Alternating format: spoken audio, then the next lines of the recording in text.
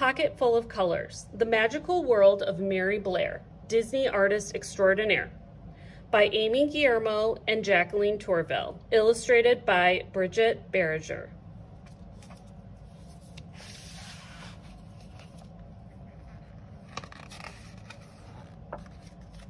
Pocket Full of Colors. Under a wide blue sky, on a red dirt road, in a lemon yellow house, there lived a little girl named Mary. Other children collected marbles or dolls, but Mary collected colors of every shade and every hue.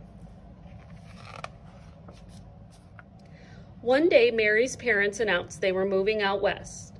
As she waved goodbye to the yellow house, Mary tucked her friend Lemon in her pocket. Mary would miss the happy home, but she had new colors to collect. When she arrived in California, she glimpsed the azure ocean and found groves of golden fruit dripping from viridian trees. In the city, she discovered steel gray buildings and mauve-tinted skies. Mary opened her sketchbook. She mixed her paints. She would save these shades for just the right time. When she was older, Mary went to art school. She met Lee. He showed her rosy pink and blushing red. She kept those colors in her heart. Together, Mary and Lee painted rainbows. But it was the Great Depression and people were poor. No one was buying rainbows, except one place. Mary landed a job at Walt Disney Studios, one of the first women ever to be hired. Finally, a place for her colors to run and dance and play as they pleased. But on her first day of work, the men in charge didn't want to talk about cerulean or celadon or cerise. They were only interested in black and white. Mary was told to follow the rules. She tried, but her colors were too vivid, too wild. When Mary turned in her artwork, all of her ideas were rejected. Twinkling emerald skies, the men turned them blue. Magenta horses that could fly, the men made them brown and put them in a stable. Peach giraffes with tangerine spots, her bosses just shook their heads. They didn't know what to make of her art. But Walt, the man who owned the company, did. He loved her colors so much he asked Mary to join him on a trip to South America to meet some new ones. Mary delighted in the colors of Brazil, Argentina, and Peru. She worked hard to capture the vibrant scenery.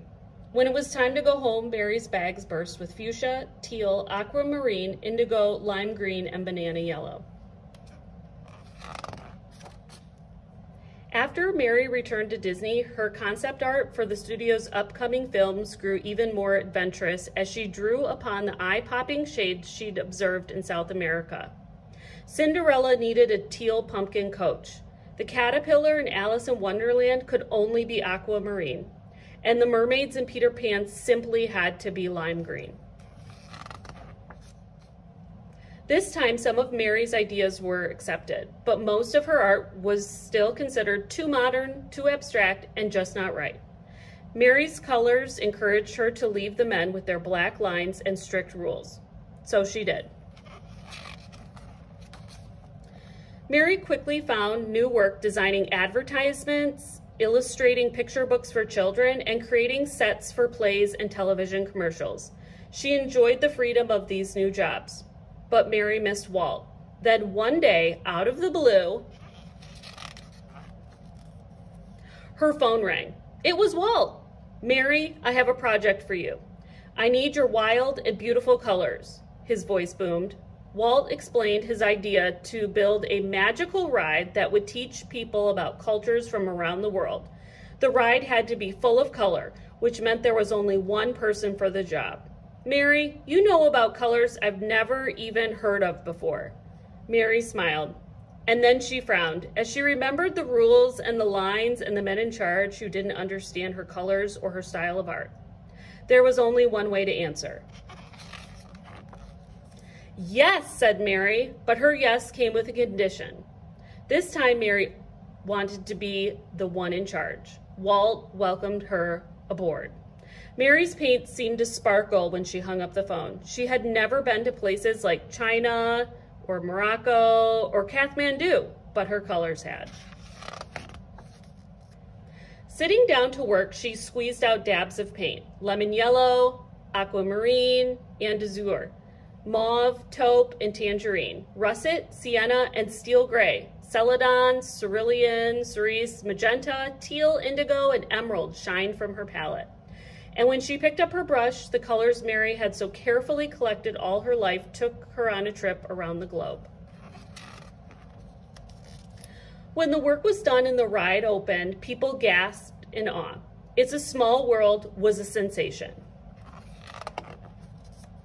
When it was Mary's turn to take the ride, she leaned back in the boat and let her colors wash over her. It was a world of laughter, a world of smiles, and color, color, color everywhere. This, at last, was Mary's world.